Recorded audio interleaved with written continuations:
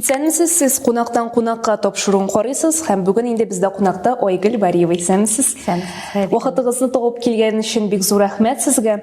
Һәм гомумән әлеге чыгарылыш шундый үзенчәлекле, чөнки без моңарчы җырчыларга, блогерларга үзебез барадыр кунакка, ә бүген инде сез безгә кунакка килдегез. Айгөл ханым, нәрсәләр белән шөгыльләнәсез бу көннәрдә? Нәрсә белән мәшгульсез? Алай теге көндәлек эшләр белән шөгыльләнәм.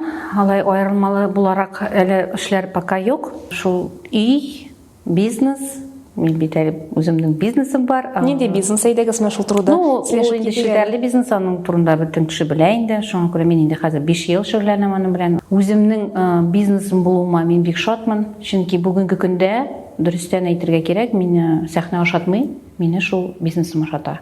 Мине һәм гаиләмне. Сәхнә буларак инде әлбәттә мин иҗатта, әлбәттә иҗатымны мин дәвам итәм, чыгышлар ясыйм, ләкин инде алар алай күп түгел, һәм алар мин әйтер идем күбрәк шул рухымны күтәрер өчен. Матди яктан инде әйтмәс идем алар миңа шундый күп керем китерә дип, ләкин инде ул минем иң зур бәхетем, сәхнәм ул минем тормышым. Шуңа күрә мин нәрсә белән шөгыльләнсәм дә, иң беренче чиратта минем өчен сәхнә.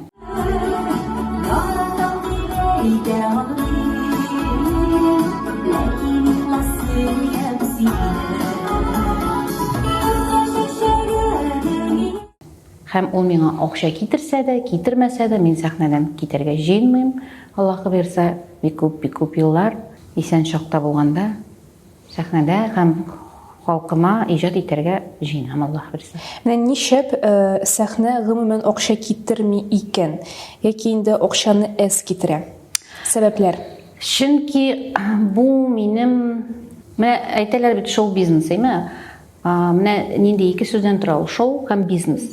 Бар шундый безнең артистлар, аларның бердән бер керемнәре ул шул шоу бизнес, шул иҗат. Һәм димәк, ул бердән бер кереме булгач, алар тулайым шуңа кереп китәләр.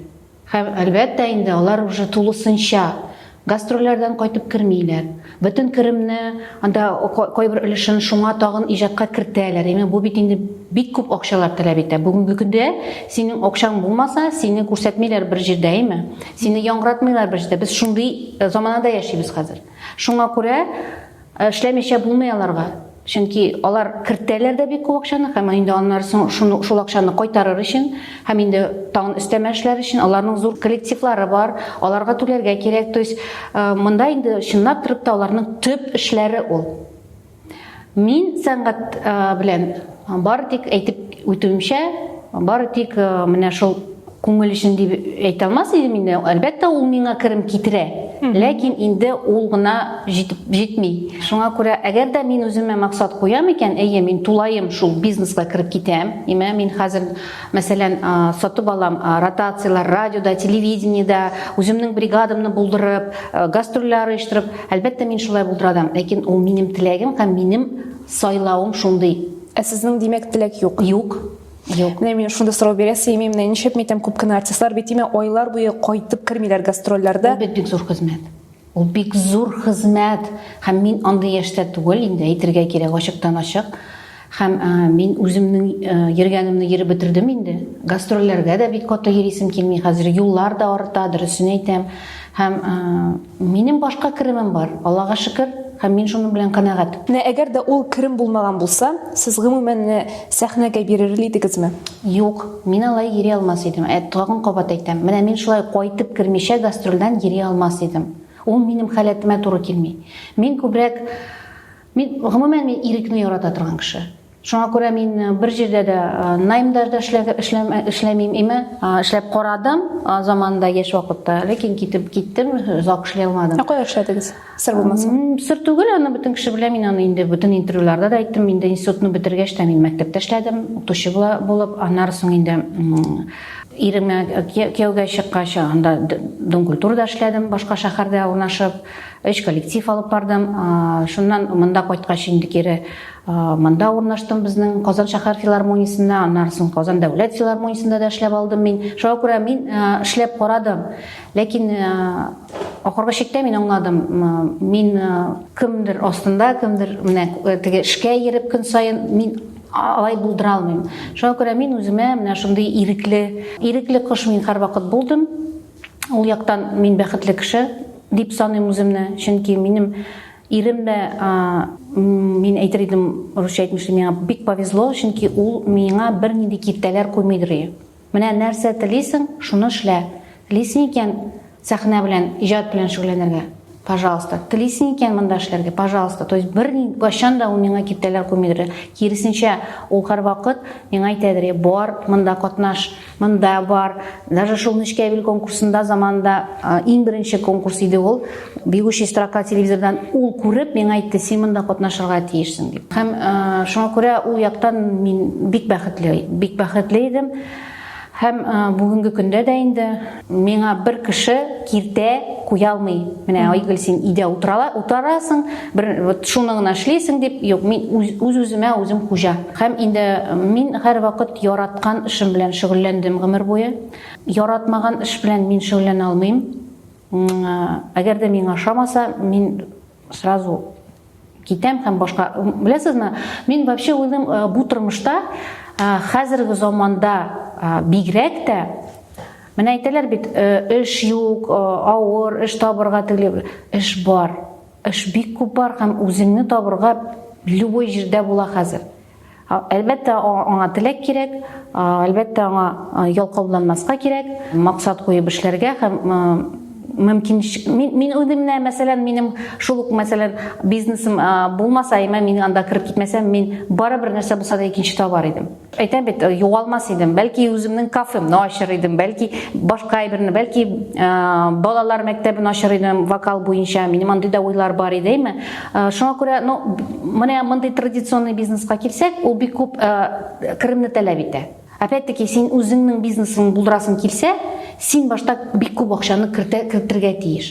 Ул бит инде менә сәхнәгә генә кагылмый, башка өлкәләрдә эшләүче, кибет ачасын килсә, Гомумән бизнес бит ул чыгымнар. Мәктәп ачасын килсә, ул чыгымнар таләп итә.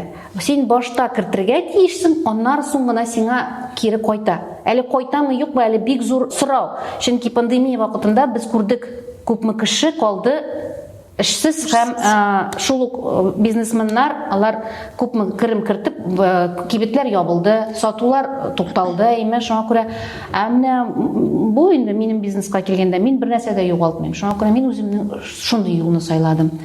Пандемия вакытында сезнең эш бардымы? Барды. Менә шуның белән инде безнең менә шул бизнес ул шуның белән әйбәт.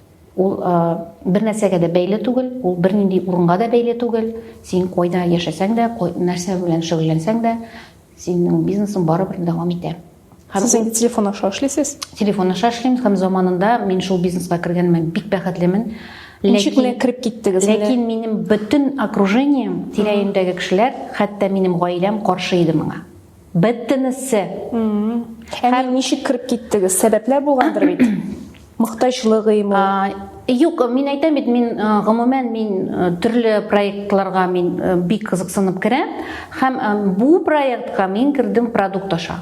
Мине таныштырдылар продукт белән, миңа ошады. Бу инде хәзер бәлки реклама булыр сөйләргә аның турында, ләкин минем күптәнге хыялым иде инде өйдән бөтен химияны алып атырга һәм бу продукт миңа булышты. Шуннан соң мин кирдем, андый уйлар юк иде әле, теге бизнес белән шөгыльләнергә, шундый. Мин просто продукт белән танышыр өчен кирдем, үземә алыр өчен, как потребитель буларак. Һәм менә пандемия вакытында, кайчан без уже бер ел үткәч, без уже бөтенебез иләребездә утырганда, менә шул уй кирде. Чөнки безнең бөтен концертлар бетте, Акча юк. Бөтен нәрсә бетте, бары тик ирем эшләде ул вакытта. Чөнки ул инде бюджетный организациядә, аның инде дәвам ителде барысы да. Просто өйдә утырганда, безнең онлайн марафон иде, мин шуны караганда күрдем бик күп мөмкинлекләр. Һәм уйладым, нишләп файдаланмаска аның белән. Һәм мин уже стала аның белән бик җитди разбираться, һәм әйтергә кирәк, ул шундый ук һөнәр. Бар традиционный предприниматель, бар сетевой предприниматель. И һәм бик күп кеше аны аңламый. Әлбәттә инде бу шундый ук һөнәр һәм аңа өйрәнергә кирәк. Менә ничек без парикмахерга өйрәнәбез, анда мәсәлән маникюрист, любой башка һөнәргә өйрәнәбез, монда да нәкъ шулай өйрәнергә кирәк, бу шундый ук профессия, һөнәр. Һәм инде шуңа өйрәнеп, әйтергә кирәк, һаман да өйрәнәм әле мин, һаман да әле нитәбез үсештә көндә. Ләкин мин әйтәм бит, бер дә укынмыйм, чөнки мин аннан бары тик плюслар алдым. Матди яктан гына түгел, сәламәтлек ягыннан, тормышны яхшыртыр өчен. Минем окружением үзгәрде. Шуңа күрә, әгәр дә сезнең тормышта, минем әйтәсем килә менә инде хәзер безнең караган кешеләргә, берәр нәрсә үзгәрә икән, куркмаска кирәк үзгәрештән. Чөнки кайвакыт шул үзгәрешләр, бәлки Аллаһ Тәгалә аларны җибәрә сезне үстерер өчен. Кайвакыт бит инде менә кеше эшсез кала, и бик каты кайгыра башлый. Нишләрмен мин? Ой, мин эшләдем, менә хәзер эшсез калдым. Нәрсә булачак микән? Әлбәттә, билгесезлек ул һәрвакыт куркыта. Ләкин шул ук билгесезлек безне катырак эшләргә ди. Нәрсә булса да тагын эшләргә, үз өстендә эшләргә, изләнергә, табырга, то есть диванда булай гына ятмаска, ә син опять-таки үсештә. Шуңа күрә Аллаһ Тәгалә бирә дә инде тормыш дәвамында һәрбер кешегә бирә сынаулар. Үсер өчен. Чөнки әгәр дә кеше гел майда гына, балда гына яшәсә, аның үсеше туктый, бетә. Менә әйтәләр бит, Процесс останавливается, все. да, әйтәләр бит, кеше уже зажрался дип әйтәләр. Он просто привыкает к этому и все. И шуңа күрә Аллаһ Тәгалә, и он перестает развиваться. Он бер нәрсә укымый, не все, она все устраивает. Сынаулар безне уже башкача карарга өйрәтә тормышка. Тагын да эзләнергә, тагын да үсәргә. Шуңа күрә менә ул сынаулар чынлап та Аллаһ Тәгаләдән юкка гына бирелми. Айгөл ханым, менә тормышта булган үзгәрешләр турында да сөйләшеп китик. Сезнең дә үзгәрешләр булды име бит. Кызганычка каршы инде сезнең ирегез бакыйлыкка күчте. Менә нинди кеше иде Линар? Һәм ничәп сез Линарны сайладыгыз менә? Менә шундыйрак сорау. Чөнки ул иң яхшы ир булды. Шуның өчен мин аны сайлаганмындыр. Әйтергә кирәк, бөтенесе беләдер инде бу тарихны. Без эш көндә таныштык, эш көндә кавыштык. Һәм менә әйтәләр бит, менә ниндидер эчке сиземлек бардыр инде. Мин аны күрүгә үк аңладым, что ул минем кешем.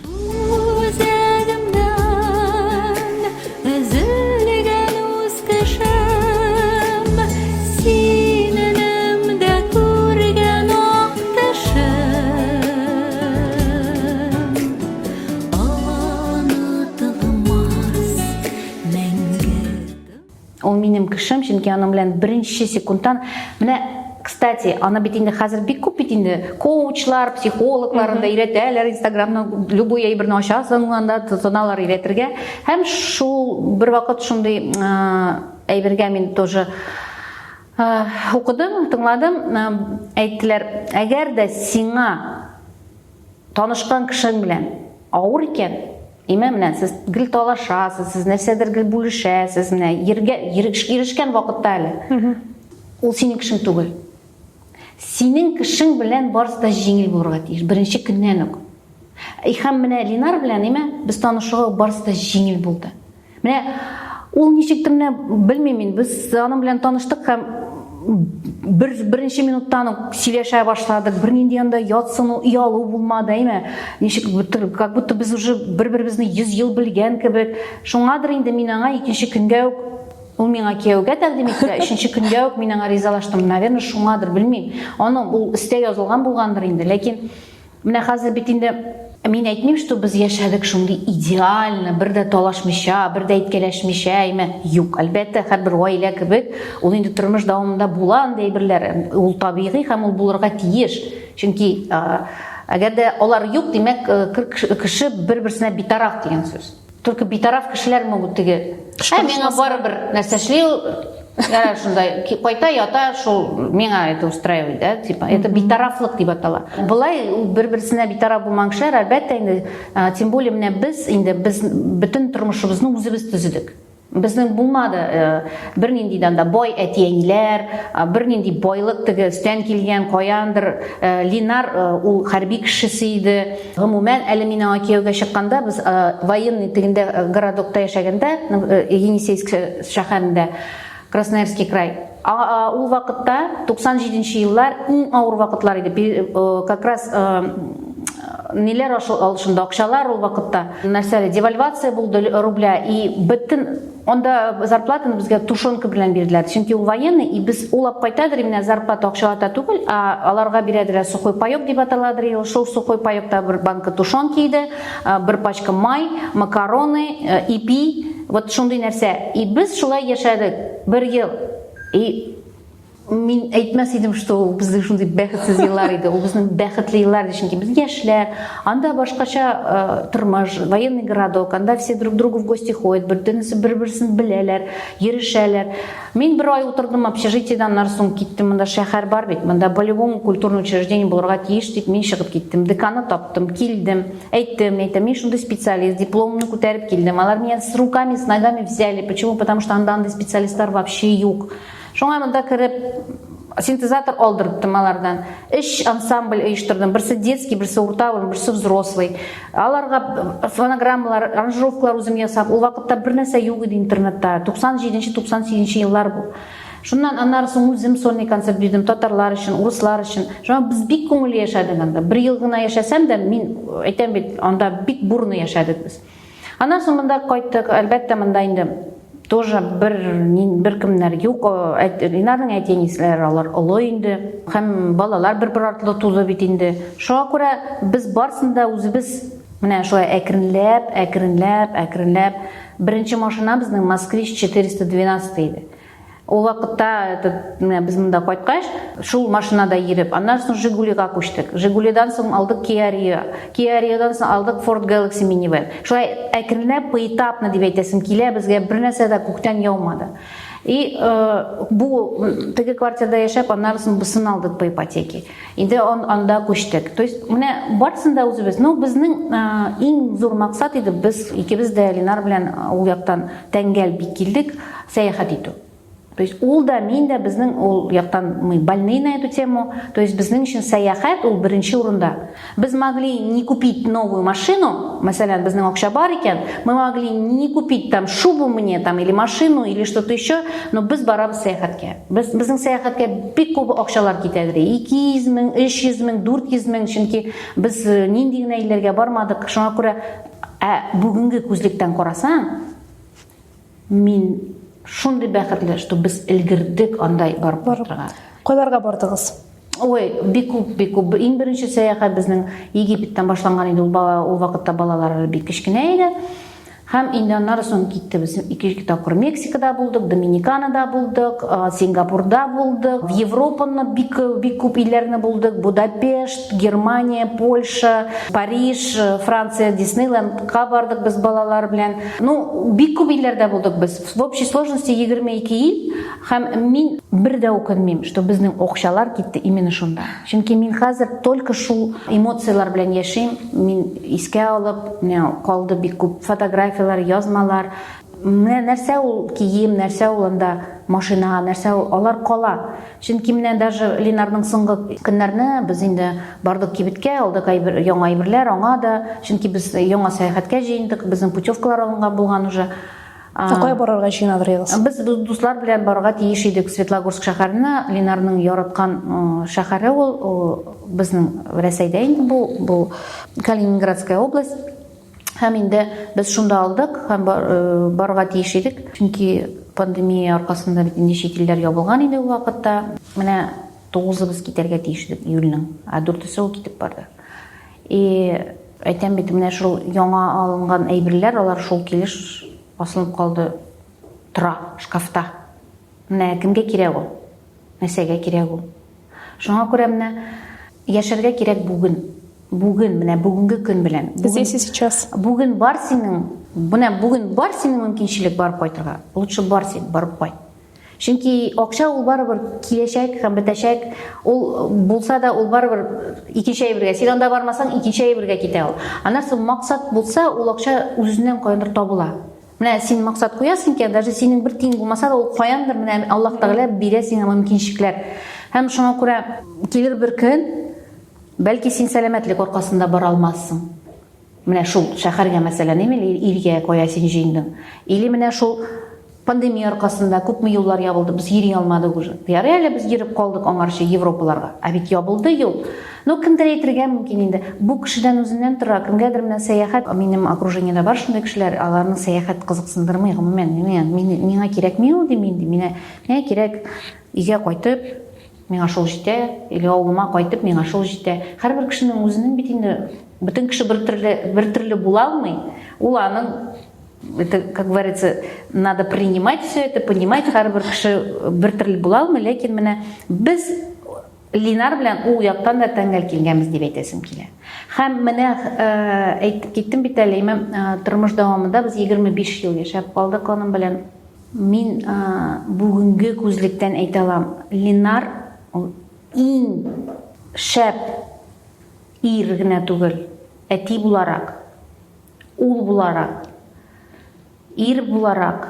Гомумән, мин үземнең янымда бүтән башкача ир затын күз алдыма да китерә алмыйм. Чөнки бары тик Линар менә миңа шундый мине бәхетле итә алды. Мин чын мәгънәсендә бу 25 ел эчендә мин бәхетле хатын-кыз булып яшәдем. Мин әйтмәс идем, что мин иркә хатын булдым.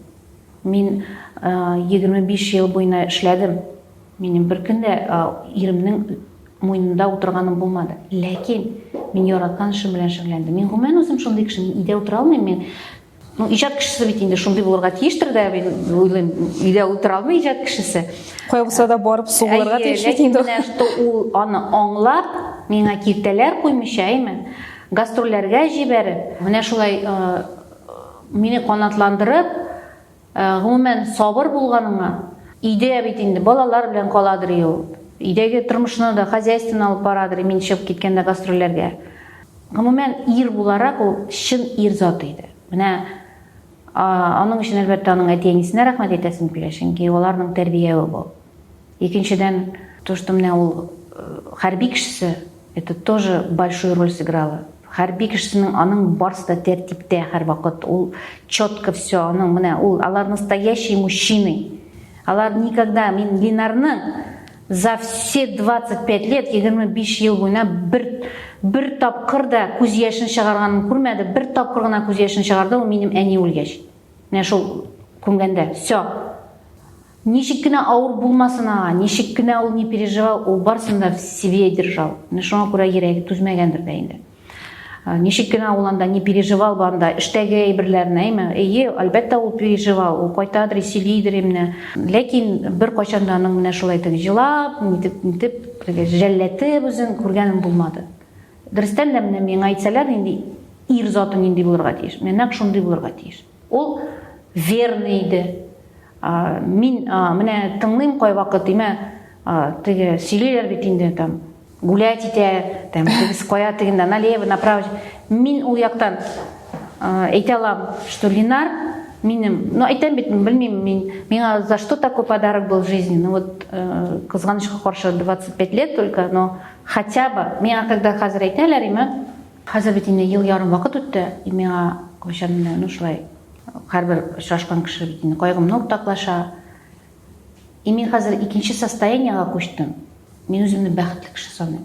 Чөнки кемдер бер елда яшәп карамады шундый кеше белән. Шундый бәхеттә.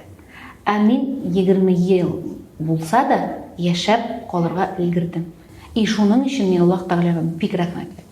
Чөнки дөньядагы күпме хатын-кыз яши, күрегез.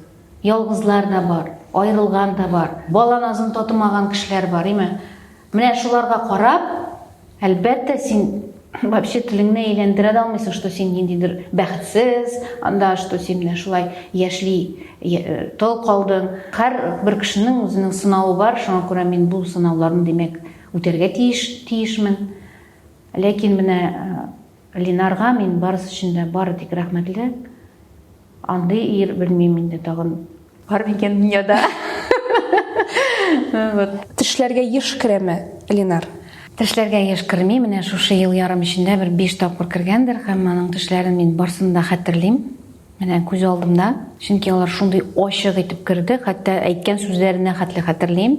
Беренче төш иде ул 3-сендәме, 7-сендәме күрдем инде. Анда ул бик шат итеп килеп керде, бик аппак киенгән. Мин аны күреп инде чаптым, аның янына кочакладым. Һәм кочаклыйм, җибәрәсем килми, әйтәм, китмә, китмә.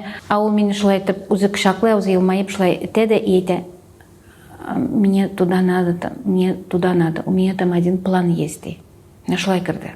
Аннан соң икенче кергәндә без ниндидер яңа фатирда балалар белән, мин кухняда кайнашам, вдруг ишетәм, нәрсәдер прихожейда балалар кычкыралар: "Әти, әти" дип чыксам, Линар инде шундый ир-яңа киемнән, шундый джинсы, монда шундый көрән төстә, шундый коричневый, бик матур свитер. Һәм мин инде: "Линар, мәйтәм, син как так, мәйтәм, син как, мәйтәм, син бит үлгәнсең, мәйтәм, ничек син монда, мәйтәм". Ул әйтә: "А мне разрешили вернуться, мне вторую жизнь дали", ди. Шуңа күрә мин менә бу төшләрдән соң ул бит инде шаккаткыч төшләр. Һәм мин тулаем 100% ышанам теге дөньяда икенче дөнья барлыгына. Һәм без монда барыбыз да вакытлыча гына. Һәм мин әйтер идем Ленарны бик бәхетле кеше. Ни өчен дисәгез, чөнки беренчедән Аллаһ Тәгалә аңа шундый тиз үлем бирде. Әйе, бәлки иртә дип тыелыр, әйме безгә. Ул авырмады моңарчы. Юк. Урын өстендә ятмады. Күпме кеше урын өстендә ятып китә алмыйча, кеше күзенә карап ята бит. Бу бит үзенә күрә үзе бер бәхет. Менә шушылай, ул аны аңламыйча да калгандыр. Барысы да менә ярты сагать эчендә булды. Һәм ул бит үзенең өендә, каядыр юлда түгел, каядыр анда икенче җирдә түгел, шәһәрдә түгел. Ул үзенең өйдә, үзенең постелендә, хатыны мин янымда идем, алда ул көнне без бергә идек, көн озын. Шундый бернинди янда теге ни булмады, теге кайф бузатыр гына әйберләр. Без шуның кадәр матур үткәрдек ул көнне. Менә Аллаһ Тәгалә как будто безгә бүләк иткән ул көнне, соңгы көнне. Без гүләт иттек. Кибетләргә бардык, аннан соң обедта кайттык, аннан соң киттек Кабан күле буенча ял иттек. Җәй көне инде бит инде опять-таки култыклашып, как всегда, без җәяү җиргә яратадыр идек. Аннан соң инде Баум урамына төшеп, кафега кереп, анда ашап, өйгә кич белән кайтып, кино карап, сагать кичке 10-да ятыр алдыннан башланды аның. Менә уйлап карагыз сез, и все за полчаса инде шундый тиз үлем. И аннан соң бит ул как раз таки ул көннәр хаҗга бара торган көннәр белән туры килде. Һәм миңа йөзләгән кеше Инстаграмда бер белмәгән кешеләр яздылар. Без хәзер хаҗда Ленарның әтисенең исемен язык әле. Менә без монда хәзер аның өчен дуга кылабыз дип. Һәм мин уйлыйдым: Ленар, мәйтәм, син нинди бәхетле, мәйтәм, кемебез өчен әле шулай йөзләгән кеше Мәккәдә барып хаҗда шулай дуга кылачак. Ул бит үзенә күрә бер бәхет. Мәйтәм, синең точно урының җмакта булачак. Һәм бер белмәгән кешеләргә ул төшләренә кереп бетте. Миңа яздылар аннан соң. Шуңа күрә менә Ленарның үлүе ул безгә барыбызга да ничектер күрсәтте кабат, что без бу тормышта барыбыз да кунаклар вакытлыча гына, һәм бөтенебезнең дә гомере өзелергә мөмкин любой вакытта. Минем белән бу хәл булмас дип бер кеше дә әйтә алмый. Даже если синең здоровьең как у быка, как было у Ленары, син не можешь сказать, что син вот хәзер мин моннан чыгам, мин там Аллам сакласын, но мин не могу шулай әйтергә. Любой кешенең гомере өзелергә мөмкин. Һәм ул хәзерге бу заманада күрсәтте, даже яшенә дә карамый. Яшь кешеләр китәләр. Шуңа күрә менә без синеп яшәргә тиеш көн саен. Һәм мин бүгенге көндә мәсәлән Аллаһ Тәгаләдән шуны сорыйм. Көне сагаты килеп җиткәндә әйтәләр бит әбиләр: тиз шир, тиз үлем бир дип. Җиңел шир, тиз үлем бир дип. Мин дә бүгенге көндә менә шундый теләк белән яшим. Көне вакыты кайчан килеп җитә, чөнки без бөтенебез монда вакытлыча. Теге дөньяда барыбер, теге дөньяда бар икенче дөнья, мин аңа ышанам. Ленарның китүе белән тагы да ныграк ышана башладым. Мин тыңлап утырам, сезне Айгөл ханым, сез барыбер бик көчле. Һәм менә бит инде без бик күп интервьюлар үткәрәбез. Һәм инде менә үлем темасына килгәндә дә кеше җылый башлыймы, ничек китте дип җылап утыра. Сез ничектер менә барыбер яшәргә көч тапкансыз. Ничек таптыгыз әлеге көчне? Һәм менә башка ханымнар да бит улларын озаталар, ирләрен дә озаталар. Кемдер депрессиягә бирешә. Менә ничек җыламаска, ничек көч табып яшәргә? Ну, беренчедән бала хәсрәтләрен күрергә беркемгә дә язмасын. Иң зур хәсрәт ул бала хәсрәте. Аллам сакласын. Мин тормышта инде бик күп югалтулар кичергән кеше. яшьли әтиемне, аннан соң әниемне югалткан кеше мин. Минем күз алдымда мин әнинең, әтинең югалтканнан соң әнинең ничек ярсып яшәгәнен күргән бала. Һәм мин ул югалтуны бала буларак ул вакытта ничек кичергәнемне әле дә хәтерлим. Һәм менә шушылай әнинең үзгәленүен күреп үскән бала мин. Шуңа күрә миңа әтинең китүе әлбәттә миңа бик зур кайгы иде. Ләкин әнинең шулай изгәләнеп ятуы минем өчен тагы да травма иде. Шуңа күрә мин үземнең балаларыма шундый әйберне теләмәдем. Чөнки минем балалар хәзер менә мин нинди рольдә булдым бала чакта. Хәзер минем балалар шундый рольдә калды. Һәм мин үземә шулай сүз бирдем. Мои дети будут видеть счастливую маму. Они не должны видеть несчастную маму. Они должны понимать, что тормыш дәвам итә. И пока я жива, они будут видеть счастливую маму. Бәлки анда бер кеше күрмәгәндә, бәлки анда алар күрмәгәндә, мин даже алар янында үземә җыларга ирек бирмим, понимаете? Мин бирмим. Я не имею права, потому что я не хочу, чтобы мои дети страдали. Һәрбер әни тели бәхетле балаларның бәхетле булуын. Һәрбер әни тели аларның елмаюларын күрергә име. Ә мин үзем шушы әйбер аша үткәч, минем әни 2 елны тоже бик каты держалась. 3нче елны гына ул менә 3нче елга менә кайчан китте, менә ул бирешә башлады. Һәм мин бик нык переживать иттем ул вакытларда. Чөнки ул эшкә дә йөрмәде. Мин аны больницага да салдым. Мин 2 эштә эшли идем ул вакытта. 2 эштән соң кайткач, әнигә больницага алып барадым җылый ашарына. Мин берничек тә булыша алмадым аңа ул вакытта. Һәм я не хочу такой участи своим детям. Не хочу. Шуңа күрә мин үземне жәлләтмәскә тиешмен. Мин могу утырырга әйтергә, ой, Гөл, син нинди бәхетсез там калдың, тегелей булай дип җылап ятырга. Могу, мин андый юлны могу сайларга. Ну да, это же легко, да? Мин могу андый юлны сайларга. Но мин башка зачем? Мин уже әйтеп киттем, что мин бәхетле хатын-кыз. Мин көн сайын Ленарның портреты янына килгәндә, килеп рәхмәт әйтәм аңа. Рәхмәт тормышымда булган өчен мен әйтәм, Ленар, рәхмәт, что ты был в моей жизни. Что ты хотя бы эти 25 лет был, что мы успели сделать то-то, то-то, то-то, то-то. Шуңа күрә мин тагын бер тапкыр әйтеп китәм, мин үземне бәхетсез хатын-кыз вообще сагамыйм. Шуңа күрә зачем миңа җыларга? Әмма балалар нинди? Әйтегез, балалар турында нәрсә белән шөгыльләнәләр? Камил инде аңлавымча ГИТИСта укый. Камил минем әтинең юлын сайлап, әтисе юлын сайлап, ГИТИСта укый, бу ел инде соңгы елы, Аллага шөкер. Актер — это призвание. Для меня это призвание, потому что смотришь со зрительного зала, если тебе хочется оказаться здесь, а не сидеть там. И ты не можешь, тебя это раздирает это чувство, что ты очень хочешь попасть. Бик яратып укый, гомумән ул инде үзенең яраткан һөнәрен тапкан кеше дип уйлыйм инде мин. Шулай ышанасы килә.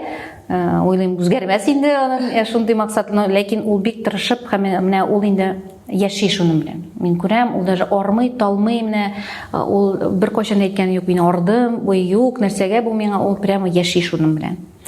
Укулары аларның җиңел түгел, җиңелләрдән түгел, без барысында күреп торабыз, чөнки безгә онлайн күрсәтәләр экзаменнарында, ниләрендә, то есть без әтиәниләр барысында күрәбез. Мин инде Мәскәүгә дә премьераларына да барып кайттым. Шуңа күрә дөрестән дә ГИТИСта уку. Мин әле уйлыйдым инде, менә нишләп бөтенесе әйтәләр ГИТИС, ГИТИС дип, дөрестән дә мәктәп бик көчле. Бик көчле, это прямо бер сүзсез әйтә алам, нык көчле. Алар менә чын профессиональ актерлар булып чыгалар. Алар уже чыгалар түгел, уже беренче курстан ук шундый уже аларны шулай әзерлиләр. Менә горурлык хисе бармы? Ну, мин пока әле теге горурлык турында әйтергә итә әле. Тормыш күрсәтер, ләкин бүгенге көндә Аллага шөкер. Мин канәгать, Аллага шөкер. Һәм гомумән минем өчен иң зур бәхет аларның үзләренең канәгать булуы. Алар минем өчен ясамыйлар бит, алар үзләре өчен, аларга яшәргә шуның белән. Алар бәхетле, алар канәгать булсалар, минем күңелем тыныч була. Кызым бүгенге көндә инде укуын бетерде. Үзенең һөнәре буенча 1 ел эшләде, хәзер башка һөнәр белән, әле ул пока эзләнүдә.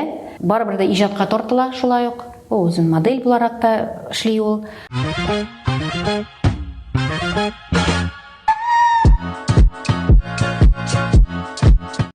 башка эштә дә эшли. Шуңа күрә гомумән мин канәгать балалар белән теге мин горурланам, чөнки алар тәртипле, акыллы, урамда каядыр йөрмиләр андаймы, алар пределе, алар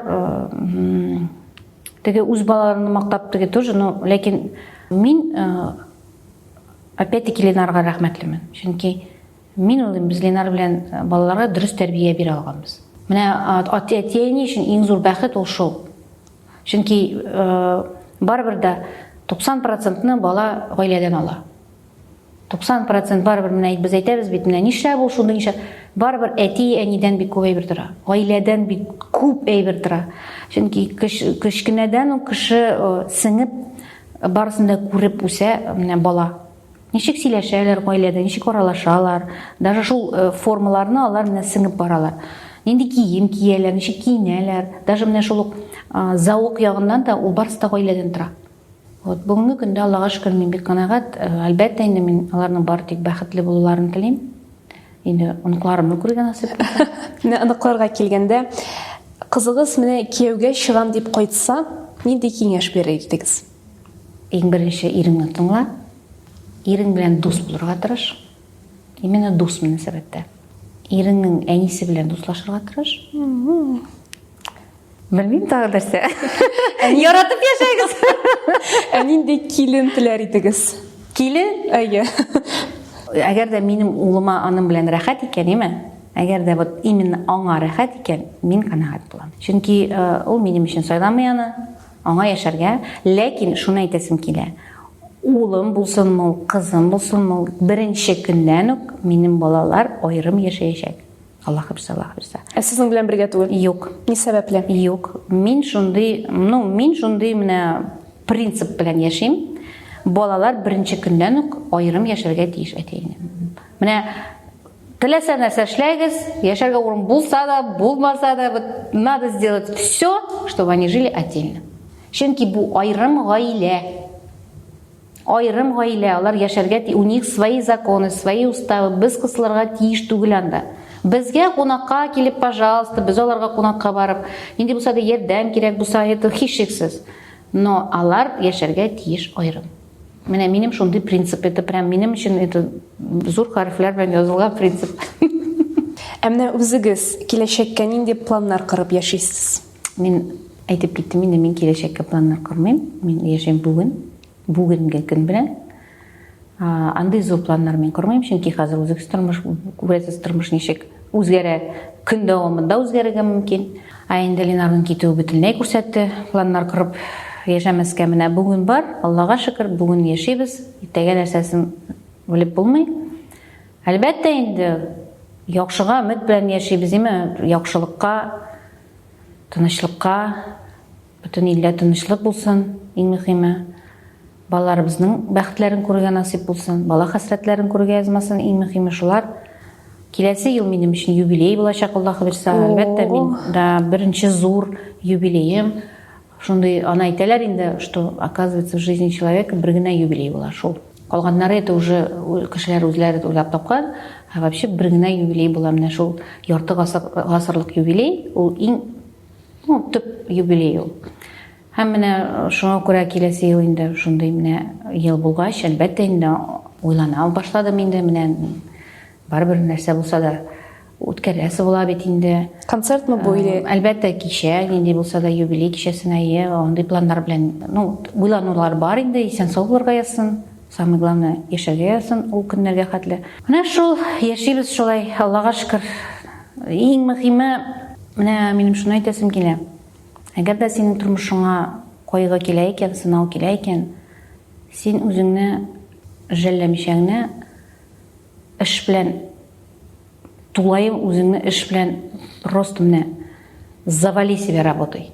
Чөнки эш белән генә кеше җиңә ала. Кайгыны да, башка әйберне менә эш. Менә әйтәләр бит, менә безнең дәваниләр мәсәлән, сугыш вакытында нинди авыр заманында яшәделәр бит алар. Аларны бит эш коткарды. Эш, бары тик эш. Шуңа күрә монда да мин әйтәм бит үземне, минем Үйде ятып жыларға вакытым yok. Мен өзімді настолько загрузила бүтін yoqtan. Менің все мое время занято. Мен кой вакыт име календарімді ашам.